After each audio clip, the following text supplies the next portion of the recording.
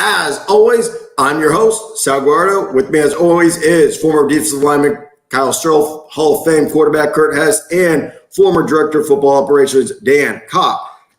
As always, we are on YouTube Live. Please hit us a like and a subscribe. And we are on we're on an Instagram, Whitetown Penguin Podcast, followed by Kurt Hess. And as always, get your YouTube questions that Kyle Stroh is monitoring.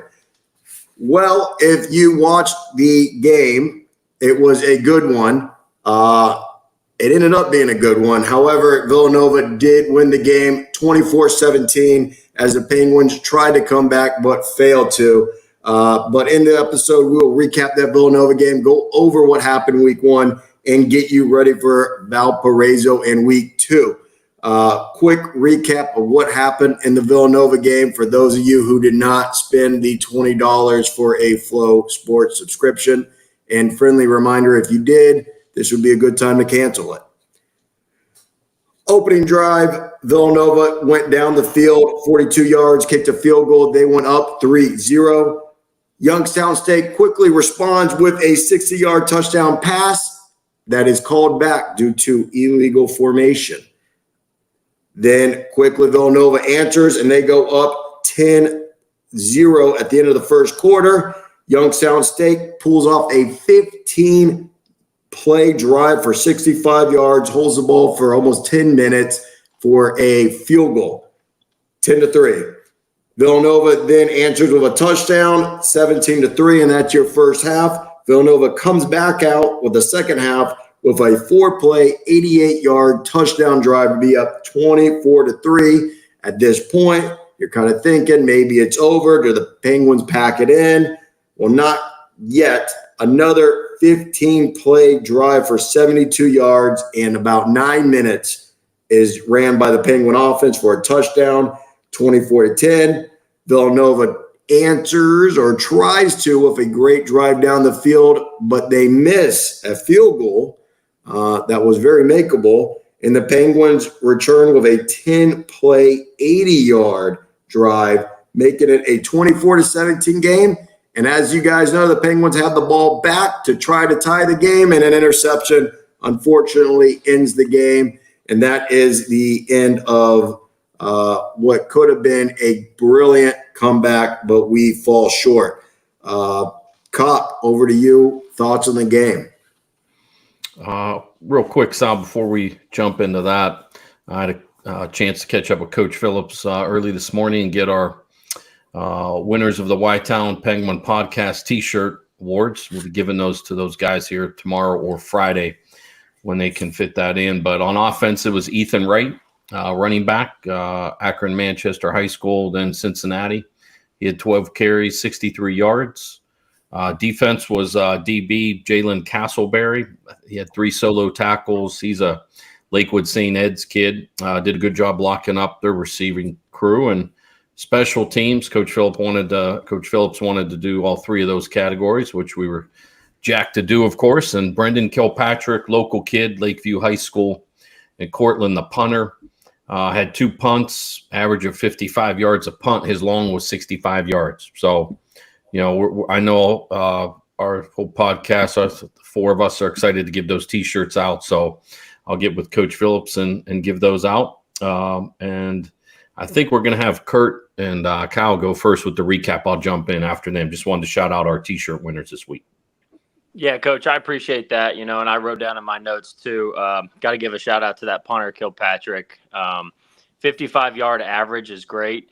I think it's an old Tressel thing, potentially move to a Haycock thing. If you can end every drive in a kick of some sort, you're going to have a chance to win the ball game. So we always talk about having a third of the football, game is offense, defense, and special teams. And special teams, had a lot of bright spots. So both his punts were inside the 22, which I thought was pretty cool. So offensively, because we lost the game, I'll start with the positives because there's a lot of brights and there's a lot of positives, I think, that came with offense. But we'll finish up with the negatives. And those negatives are kind of the reasons why I feel like we got behind in the game and eventually, couldn't complete the comeback or finish. But the positives, time of possession, we led time of possession 36-23. Total yards against a 6th-ranked team, on the road. Playoff Final Four, Final Eight team last year. 321 total yards, 2 for 3 on fourth down, staying aggressive offensively.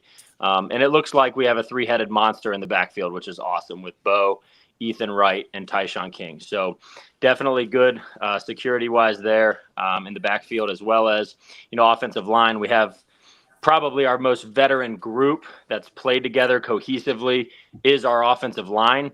We talked about it last week. That was going to be a key to the game, was to lean on them. Took us about 2 quarters to get some rhythm offensively. But eventually, once we saw that rhythm in the second half, that's the stuff you have to carry into the next week and build upon next season. The negatives are pretty glaring and probably why we got behind, as well as we couldn't finish off the game. I know as fans, as critics, as people who watch the team, everybody can point to Bo and say, "Oh, I can't believe you threw that interception in the fourth quarter." There's so many things that happened prior to that fourth quarter, that last drive kind of thing, that you can't ever put it on one play. There's 3 total turnovers, right? 2 picks, a fumble, and I heard Coach Phillips in his press conference talk about that fumble. That's an effort play. So it shows you how good Bo is, how strong he is, how hard he wants to win.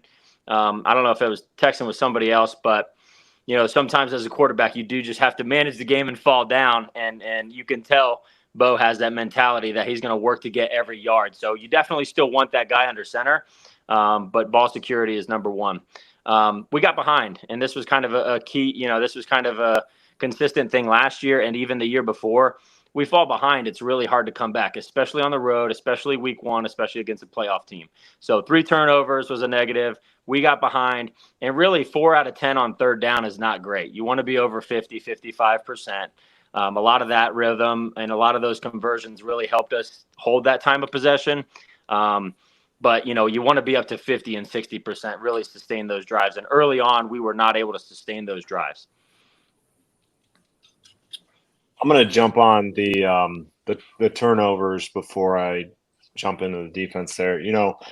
To say that we would have 2 turnovers early in this game after last year's playoff game and say we would have lost by 1 score, no one would have thought that would have been the truth. So the fact that 2 of the turnovers were in the beginning of the game and affected the outcome of the game. The 3rd turnover was Bo trying to go down the field to score on a game-winning drive. So that one really doesn't have any effect on the game. So the fact that we were losing the turnover battle by 2 and we're within striking distance on this pretty good Villanova team shouldn't be discredited. Shouldn't be viewed as like detrimental to like the future success of this team, right? So, like you said, it's a effort play, and we'll take those. Bo's fighting for every yard that he can get. And overall, I just thought that the one thing that I took away from the offensive play, watching the game from start to finish, was that okay. So the 2 big drives that we had, we killed over 9 minutes of clock. And then so we get the ball back with a chance to score, but we didn't have 9 minutes to go down the field. So I was wondering if this team could go down the field and strike fast. And ultimately we didn't get that. So I think that's one thing I would like to see with this team going forward, is if we can control the game systematically like we did, and if we can get those big plays and rip off some points when we need them the most, when we're playing from behind a little bit. But overall, I thought the defense, Coach Phillips said this is a area of the team that's going to get better week to week. And I think they came out and they gave a strong effort. For the most part, I thought the defense was in great position to make plays. The one glaring thing that I will say is they need to tackle. They need to put their bodies on the ball. They need to stop with the arms. And there was a ton of broken tackles for Villanova that led to some big chunk plays. And they were out of position a few plays, which ultimately led to, Connor Watkins being the leading rusher for Villanova. 10 carries, and he had 120 yards. Like, got to keep him in the pocket. And when we have an opportunity to get him on the ground, get him on the ground. Like quarterbacks, Kurt, you didn't like to get hit.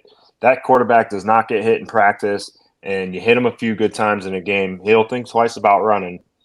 But Connor Watkins, tough kid, great ball player. I mean, we only heard it 1,000 times from the Villanova commentators. It was, a Connor Watkins love fest, but good kid. I don't know what I'm trying to say there, but he got his stats. I'm just happy you're keeping it PG, Cyril. Thank you. And that's why I'm struggling and fumbling over my words. But you know what? So let it fly, Kyle. Let it fly, man. Let it rip. Let it rip. In all reality, he had his way with us through the air and on the ground last year, right? And the only thing he could really do this year was get it to his running backs and himself run. And he's got a new team. He had a younger team this past week. So ultimately, with us going in with a huge question mark on defense and losing to a Villanova team by 1 score, I'm really excited to see how they grow and get better throughout the year. Like I said, the one thing that I want to see these guys do is put their bodies on tackles. We're not trying to pull them down with our arms. All right, like we squat and we hang clean and power clean in the weight room for a reason, and that's so we can get our hips through a damn tackle and bring the guy to the ground. So that's all I gotta say on the defense. Yeah, so I'm gonna chime in on that defense real quick, just because we went to that playoff game last year, and it felt like our defensive backfield last year was the one that was kind of letting us down, quote unquote, right? All those games that we were given 300, 400 yards passing. I mean, Connor Watkins, I know he's mostly a runner. I don't think he threw for over 100 yards this game. And nope, 90 yards. When our defensive backfield allowed him to pass the ball, it was like he was throwing to open space, but we weren't blowing coverages. And I think that that's a really good sign from our defense, because last year, I mean, they ran like an out and up concept, like a flat seam concept, and it was like a 30-yard strike, and no one was there. We both were wrong. Like, linebacker was wrong, corner was wrong, safety was wrong, and we just let the guy go in a playoff game to hit a 30, 40-yard touchdown. That maybe it was only 20. I don't know. But it was like, all right, we gave them space, but we still had guys behind that we were able to tackle. So it felt like our defensive backfield was communicating a little bit better from a coaching perspective, just this one game against that same team. So I thought it was a good comparison from last year to this year. Maybe our defensive backfield is, communicating a little bit better, not going to allow the big plays, and kind of his stats kind of allowed to that, because they really didn't hit any big passing shots. No, and like I said, that's a great point. And Coach Phillips said he wanted to go out and get some DBs in the offseason and get them too deep. And Coach Wolf always said competition at your position just brings out the best in everyone. So I think that's really starting to show. And I think that if we would have got these guys again, I say out of 10 games, I say we could have got them a good 6 or 7 times. Like I say, like, we showed up and we're ready to play. And the pregame commentary was saying that Villanova doesn't necessarily have a physical camp. Now, we don't know how true that is. Everyone's definition of physical is different. But I know Youngstown State, we typically have a pretty hard camp. We gotta get ready for a pretty tough schedule. And I would just like to see our guys hit harder and be balanced when they come to their tackling. That's me, Sal. I'm going to jump in there. Go ahead. I kind of like, obviously, what you guys talking about some of the good, not so good, and what's next is kind of how I looked at the game. The good things, you guys mentioned it already, got through for 90 yards. Now, I don't know, maybe a week ago or 2 weeks ago, were any of us thinking we're going to hold Connor Watkins to 90 yards passing. So, like you guys both said, did some good things there on defense. Offensive line gave up 1 sack. We've been hanging our hat on our offensive line, give up 1 sack. I like that. Our quarterback, first start, on the road against the number 6 team in the country. 16 rushes, 84 yards, 5 yards a clip, 18 of 25, 152 yards, a touchdown, and 2 interceptions. So first game on the road against that team. With all that, we lose 24-17. Those are some good things, I think. Obviously, the 3 turnovers are the difference in any game, right? How many times have we all heard any coach say, you got to win the turnover margin? So when we turn it over 3 times, it can be tough to win those kind of games. I would say something that shocked me a little bit is that they only had 5,400 fans at the game. I guess I know sometimes we're all a little frustrated about our fans, but what would our crowd have been at Stambaugh if we were hosting Villanova last Thursday? So I think it's a problem all over the FCS landscape. So, it's obviously a problem at Villanova too. Some of the things, my takeaways, are we a tough team? Coach Phillips talked about that the night he was on our show. How are we going to be tough? You're going to tackle on special teams. You're going to do all those things. We're down 24-3, Sal, as you mentioned, in the second half. And, hey, that could have got real ugly. And yet, with 3 turnovers, we got a chance in the fourth quarter to tie the game. So are we a tough team, both physically and mentally? I think we are. Did we get better in the second half? You guys all remember the days of you're going in at halftime. If you're up or down, Sal, you remember in those defensive locker room where you were at, are we making adjustments so we have a chance? And in the fourth quarter, our defense was really dang good, so we made some adjustments. I think Coach Phillips' staff has done a good job of that all along. So that's a good sign. We were able to make those adjustments. And then, again, I think that we could be sitting here right now going, man, it was 24-3, and then it turned into this and turned into that. Thankfully, we're not.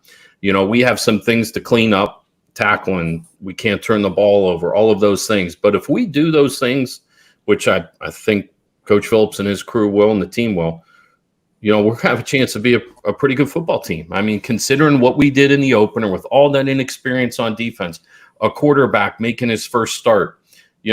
We have a guy on our team here, QB1, who his first start was against Joe Pa at Penn State, and he played a heck of a game. And everyone walked away from that going, this number 12 is going to be okay. And I think the new number 12 is going to be just fine. Like you said, Kurt, he's a competitor.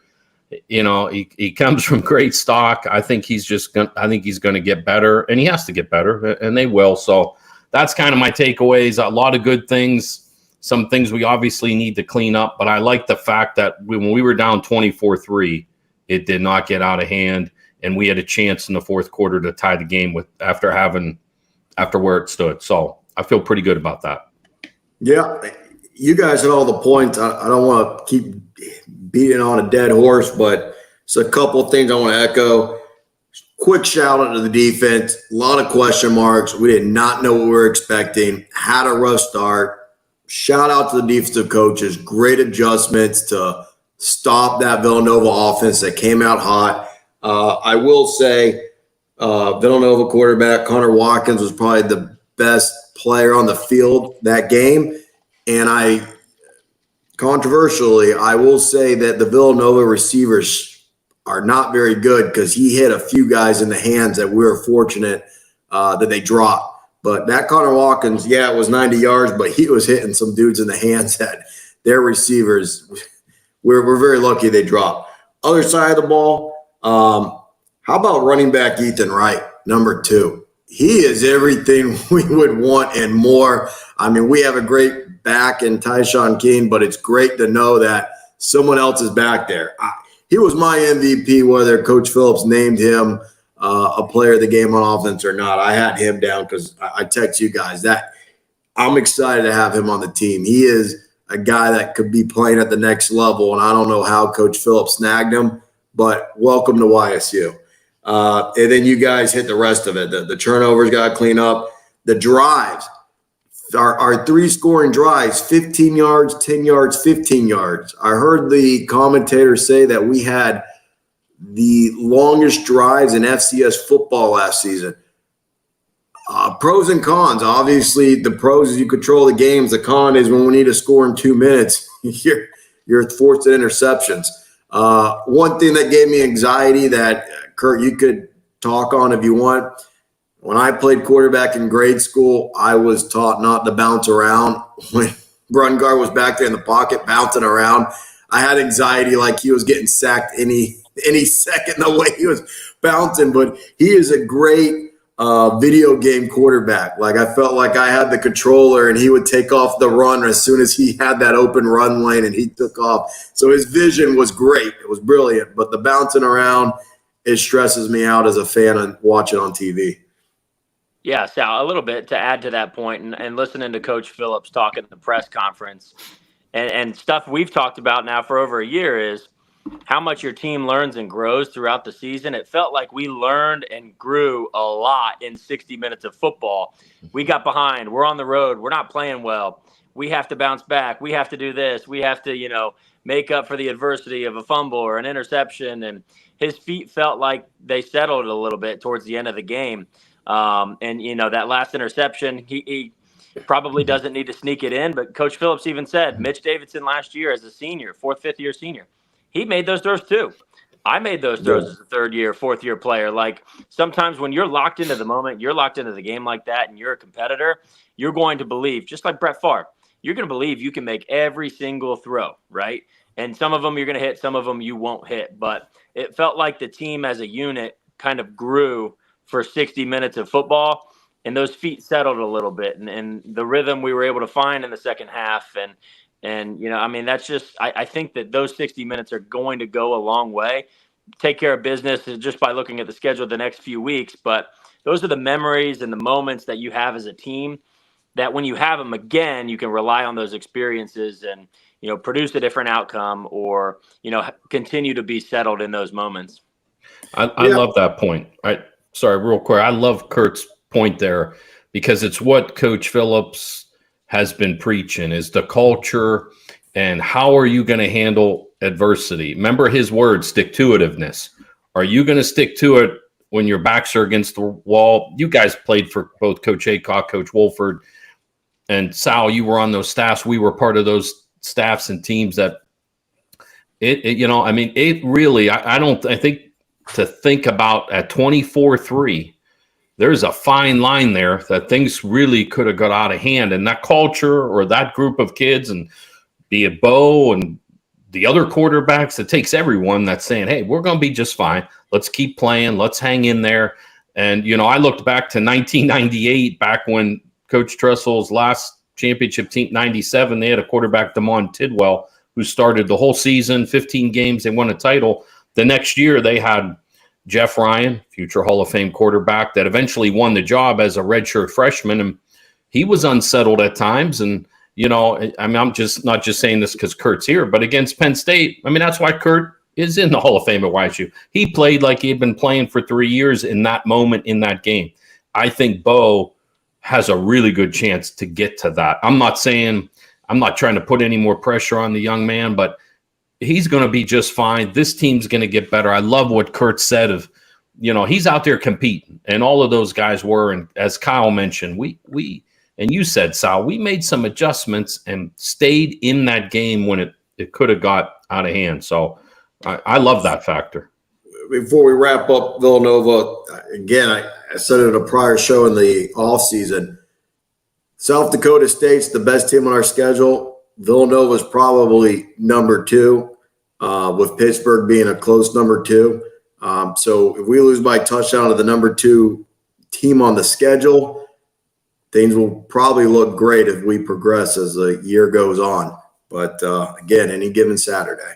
We good to wrap up, Nova? Yeah, man.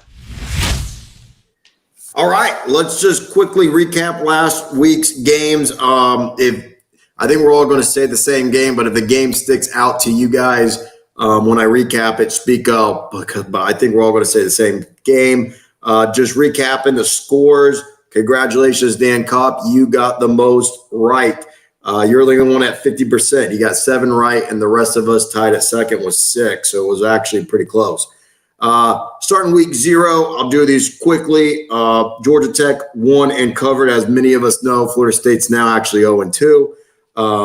Montana State came back and beat New Mexico, but they did not cover. Going into week 1 Thursday night in the conference play, Mizzou beat Murray State 51-0. They won and covered. As we know, Villanova won and covered. However, it was only 4.5 when we picked. As I told y'all and showed y'all, the Hard Rock app here in Florida was 10.5 in the morning, went to 11.5. So according to the Hard Rock, Youngstown State beat the spread. Neither here nor there. Colorado beats North Dakota State 31-26, but does not cover. South Dakota wins and covers over Northern State. Getting into Saturday, Oklahoma State beats South Dakota State, win and cover. Iowa blows out Illinois State, win and cover. Purdue blows out Indiana State, win and cover. Iowa State 21-3 over North Dakota, win but cannot cover. Valparaiso, who we play next week, was at the Unidome. Northern Iowa wins 35-7, and they cannot cover. Valparaiso beats the spread. BYU 41-13 over the Southern Illinois Salukis. They win and cover. And then the crazy surprise is Missouri State at Montana. Montana wins 29-24. Montana wins but cannot cover. Anybody on that game? That's the game. I'll say two things. One, last year Montana did struggle at the start of the season and get things going, and they didn't pick up till the second half. They were hitting the panic button. However, Missouri State was I shouldn't say they were my laughingstock pick. I thought we would blow out. Now I'm extremely concerned if they are as good as this game showed, because they are our first conference game. So we'll just have to see how things pan out. Everyone good? Good.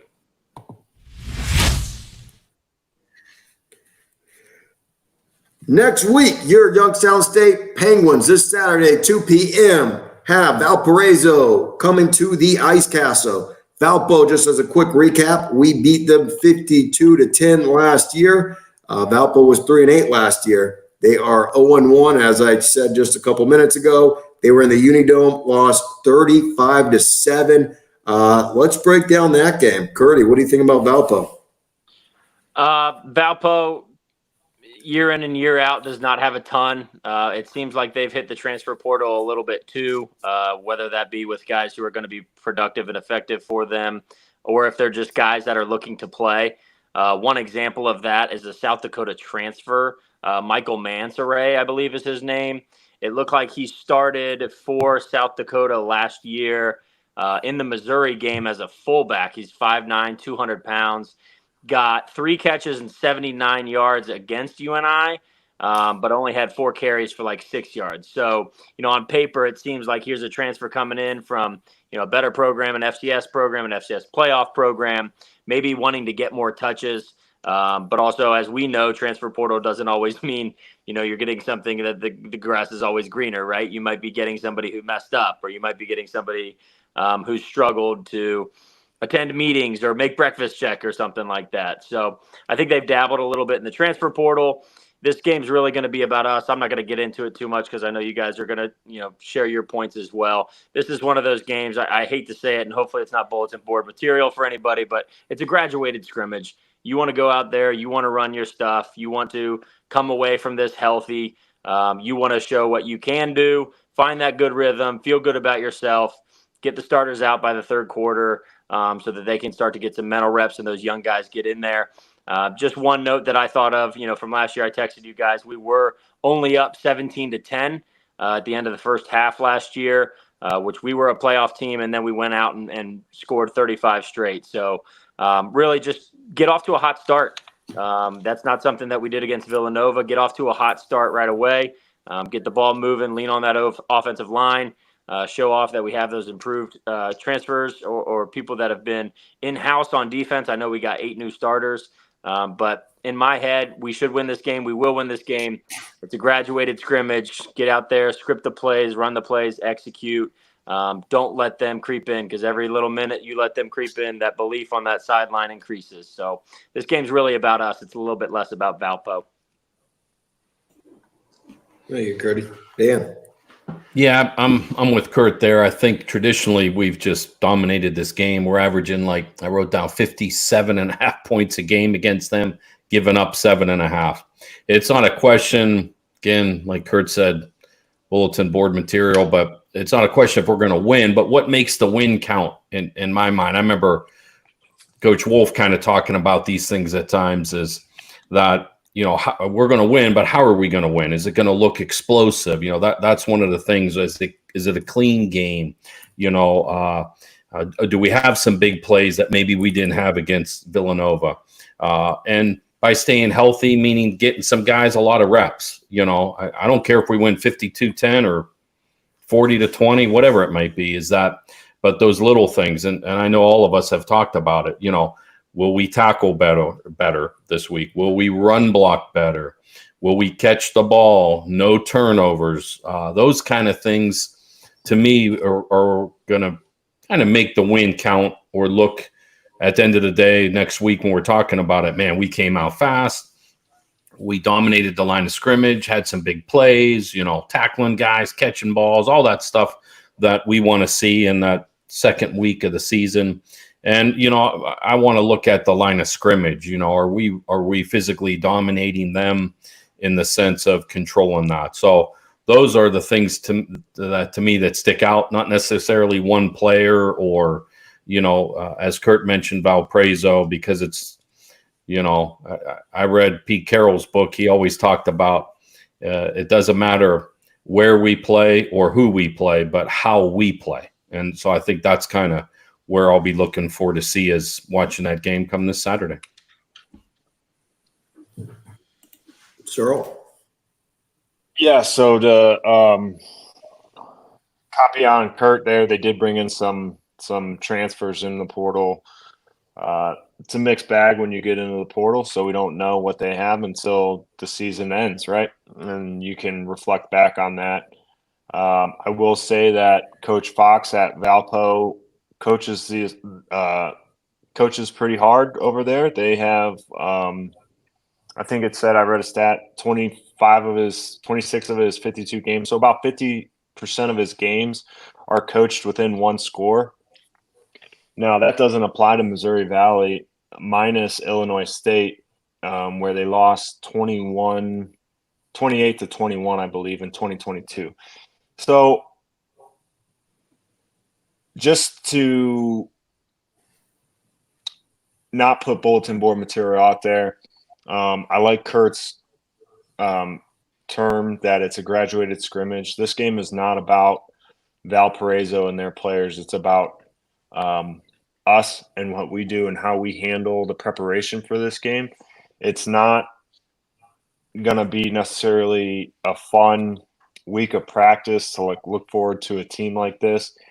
Our starters aren't going to play the whole game. So the twos and the threes need to be just as dialed in, because they're going to be playing. And, that's a chance for those guys that are trying to get more playing time throughout the season, prove themselves that this coaching staff can trust them in situations on the field. And so I think that's really what I want to see this week is how do our twos and our threes respond when they do get some playing time? Because I think our senior year, we got a quarter, and I don't think Valpo is going to lay down for us. So, I think that when those twos and threes get an opportunity to play, they're going to be playing some guys that are still trying to stay in this game. Ultimately, I think that it's going to be out of hand time they get in there. Sure, hope so. A couple notes I have is just like y'all mentioned. Remember last year, I think they got the ball and went down the field and scored on the opening drive. This team is so inferior to us. The starting defense cannot let this team score any points on us if we think we're a playoff team. We need to have it. If they score against the third team, it's one thing. Those guys are still young, learning. Defense cannot let them cross the 50-yard line. Now, I did see their leading receiver last week was actually their running back, Michael, may mispronounce this, Michael Mansoure. He only caught 3 balls for nearly 80 yards. One of them was for 61 yards, and that is what set up their 1 touchdown that they had at the Unidome. Definitely need to keep an eye on that guy. I don't know if it was a screen or him going in the flats or running a wheel route or what happened. Definitely seems to be the guy that they're trying to get the ball to. Keep an eye on him. That's the South Dakota transfer, Sal, that you just referenced there. Yeah. And I believe their score last year, I think they went to the bag of tricks early on us in the first quarter. So disciplined football, playing disciplined football and staying home and not, jumping on a run too early if you're one of our secondary is going to be key too. So sorry to cut you off, Sal. No, you're good. That makes a lot of sense because that too, they seem to try to get the ball to both throwing and running. He seems to be the guy. So definitely zero in on him. And of course, we will never forget 9-1-18 when Butler came into our house and beat us. So never take a team like this soft. Defense cannot give up the big plays. And the keys that I want to see in this game is Tyshawn Keene. He needs to be a leader of this team, and he should be our best player on offense. And he did not get going or do anything at Villanova.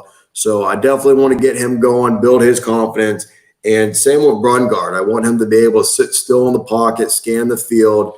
He's going to have a lot more time for this team, so he should be able to go through his progressions a little bit better and not take off running. I don't want to see him run at all. He should not have to run against Valpo. He needs to learn how to throw the ball. I don't want to say take a sack, but this would be a good time to take the sack is against Valpo. But that's those are my keys. Not really keys to the game, but those are what I want to see against Valpo. You guys ready for picks? Let's pick it up. And welcome Tito to the show as always. All right, we'll go through this quickly. I will go Kirk, Kopp, then Searle. Say who's going to win and cover. Some of these odds were wacky. I think it was because there's only been one game and there wasn't many sources out there. So bear with me. These odds could probably change on Saturday. But to start, Missouri State at Ball State, 2 p.m. Missouri State is somehow a favorite. I don't think Ball State's played a game yet. Missouri State could go in there and win. They are a -8.5 favorite. I'm going to stick with Ball State. I can't. I don't know. I can't see it. I'm with you, Sal. I don't trust Missouri State very well. They always seem to play those really tight games and wow everybody, and then they lay an egg the next week. So I'll take Ball State to win outright. I'm going to say Missouri State wins, but they don't cover. I was looking into some Ball State stuff. I couldn't find a quarterback type guy that was really coming back. And I think the Missouri Valley can beat the MAC in most games. But I like what you guys said. It'll probably be close. But give me Missouri State to win, but not cover. Yeah, I love what you said there, Kopp. I would put the Missouri Valley up against the MAC. We should have a bowl game after the I love that idea. Season and get a MAC versus Missouri Valley rivalry going. It is a weird line just because how we preseason predicted Missouri State there. Don't have anything to go off of Ball State yet, but just give me Ball State with the points. Valparaiso, as we talked about, is at the Ice Castle against your Youngstown State Penguins, 2 p.m. Youngstown is a -30.5 spread. You and I could not cover that spread. I think we do, and I hope we score quicker than 15 plays. I have the Penguins to win and cover. Yeah, I got the same with you, Sal. My score prediction was 42-10. That has us winning by about 32 points there. Just quick shout out, offensive guard Shane Keenan, first start on the offensive line last game. So let's get him going. That offensive line is going to be pretty good this year. I love it. Giving the linemen some love. I got YSU covering that spread, and I think Tyshawn will be fine. Sal, I like the fact that we have multiple running backs. We plan on playing a long season. Get some, get those guys going a little bit. The more running backs, the better. And I think hopefully we'll see some other quarterbacks as Bo gets in there and does his work. Maybe we'll see some Max Blank and some Brady Shannon and those guys, and we'll see. But YSU wins and covers. Yeah, I easily have YSU winning and covering. I have them scoring 63 points. So 63-10 is my score prediction. And so major cover. What do you got in the chat? Richard Wolf has them winning 66-10. Nico has them winning 59-13. So the chat has our boys covering. Okay. 59 to what? 55. 59. 59, my bad. Okay. UNI is at St. Thomas, Minnesota, 1 p.m. UNI is just a 13.5 favorite.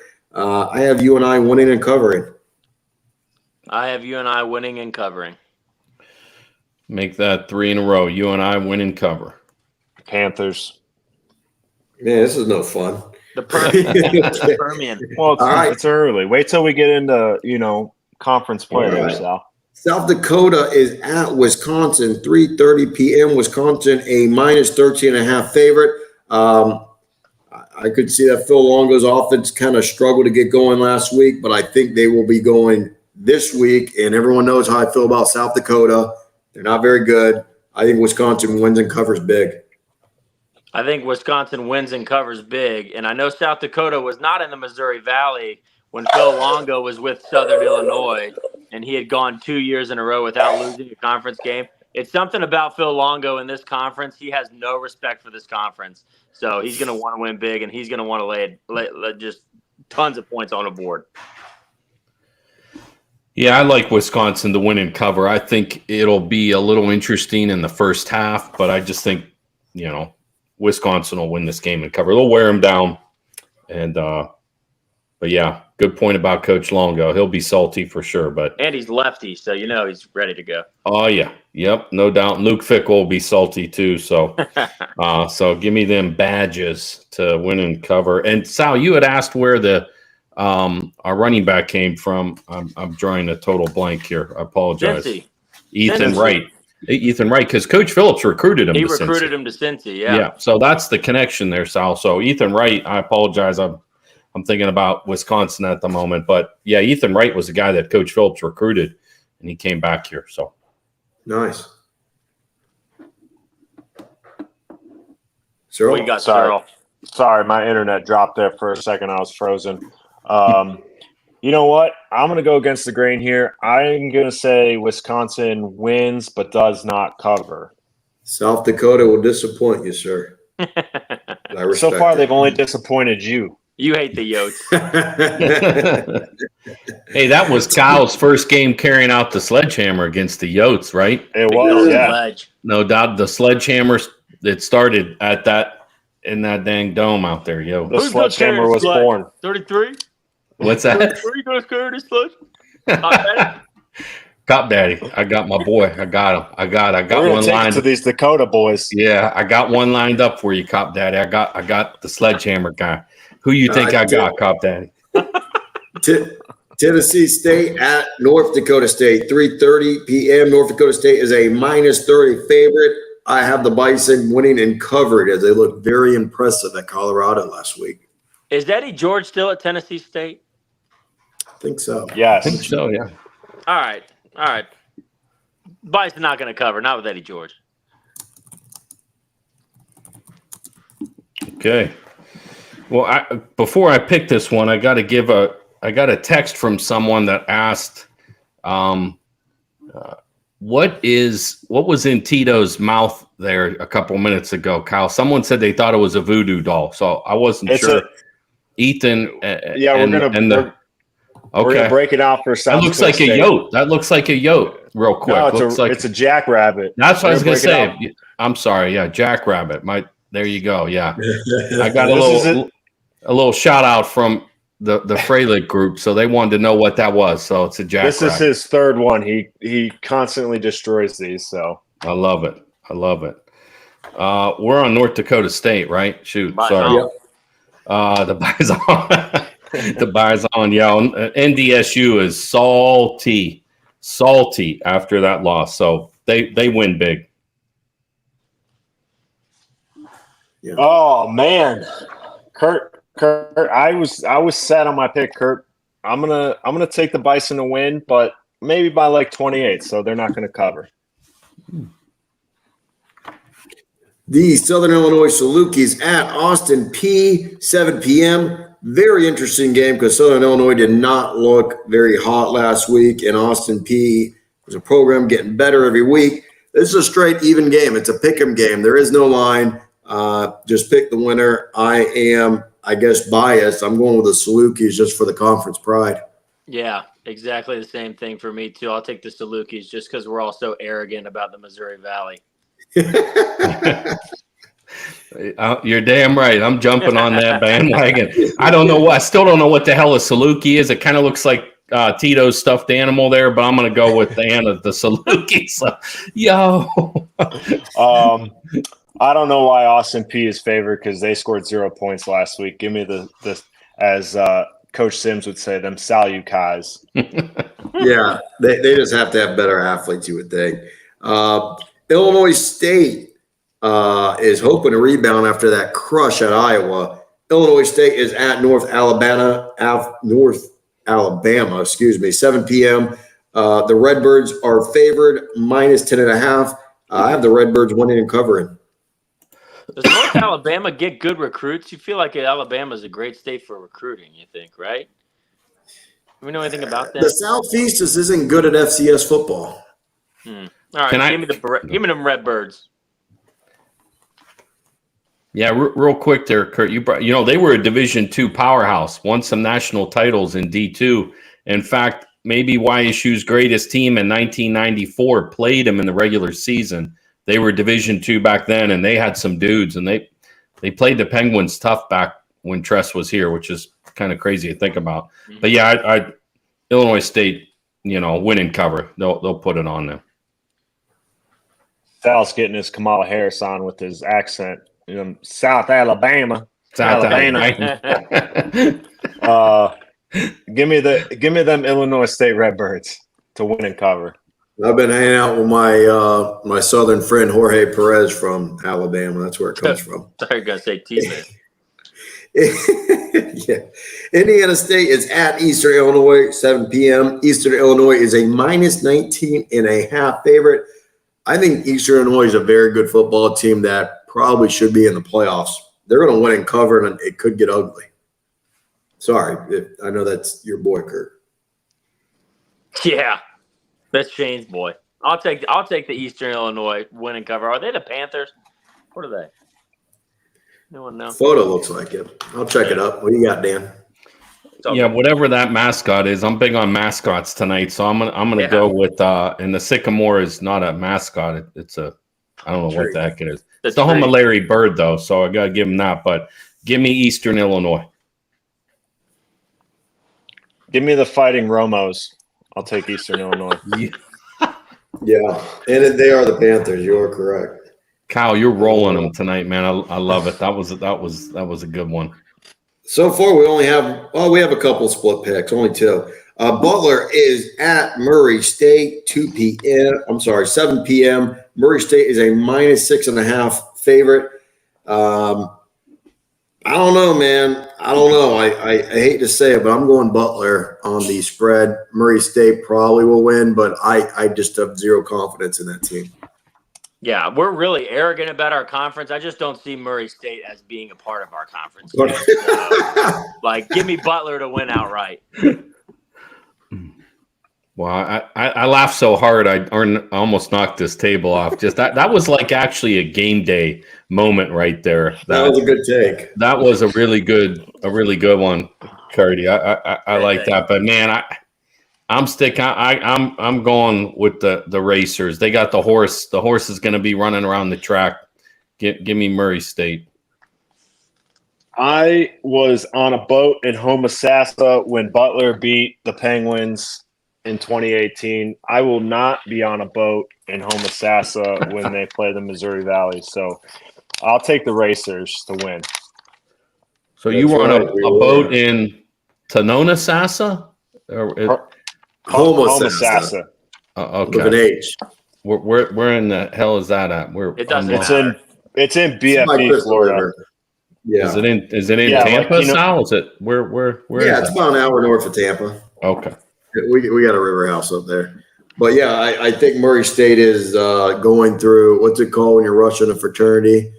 They're still going through that process They're to be pledging? officially They're pledging. Yes, they're pledges of the Missouri Valley Football Conference. They're Like not from there old yet. school. So they got to lay it on Butler. To Butler once before you're a member. It's the rules. Montana is at North Dakota, 7 p.m. North Dakota -9.5. After I saw last week, I'm not that Montana's not great, but they're not great yet. I think North Dakota is going to win and cover, which would be great for the conference. Yeah, I think this is going to be within at least a score. Montana can't be very pleased with how they played last week, and they know that they got a good opponent this week. They need to get ready and prepare. Yeah, this is one of those like trick kind of picks in the sense of it. At North Dakota, these are those moments where North Dakota comes out and like looks like the number one team in the country, which can scare me. But I just don't see them beating Montana by that. Give me Montana to win this game. Yeah, I mean, I agree with Coach Kopp.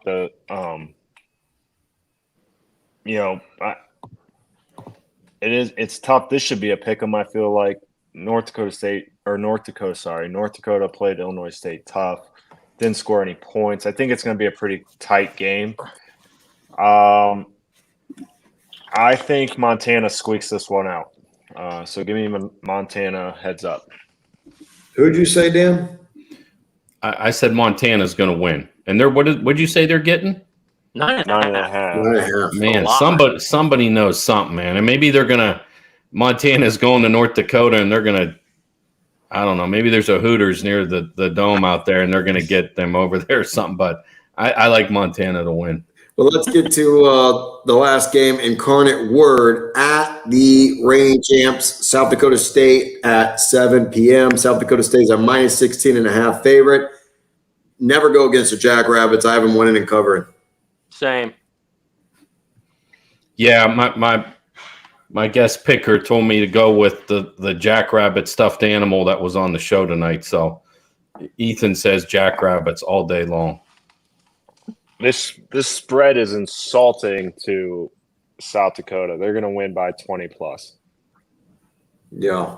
All in on the Jackrabbits. I do have one thing to say about Incarnate Word, just so we all remember that Doug Phillips' first fall game, Incarnate Word, did come to YSU.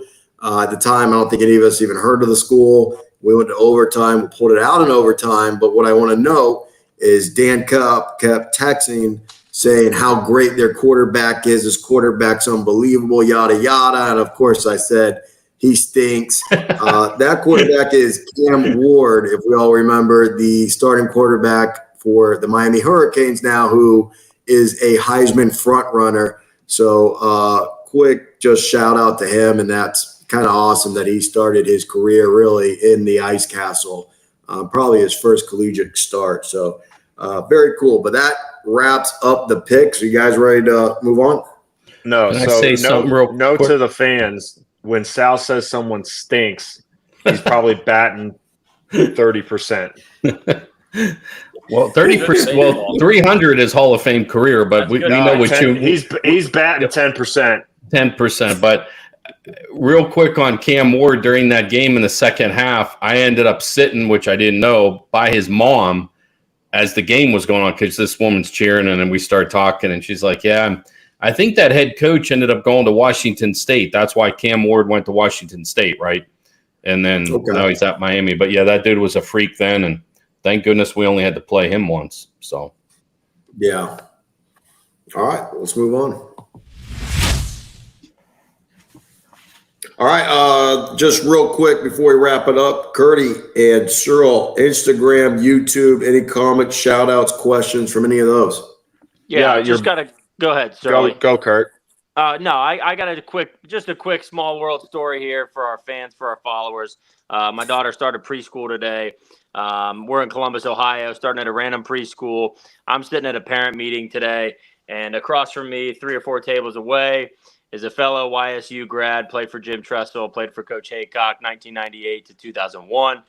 Costa, I'm not even going to try to butcher your last name.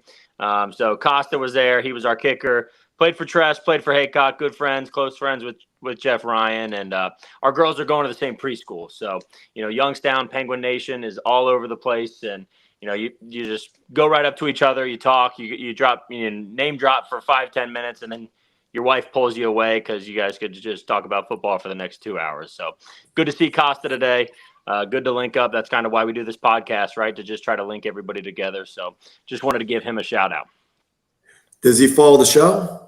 I think he has. Yeah, I think he has. It's not like a religious following every week, but yeah, he knows we're doing the podcast. He knows we're bringing everybody together, and I'm sure we'll be hanging out and watching some football games over at his house this fall. Hell yeah, Costa Del Mar. Yeah, dude.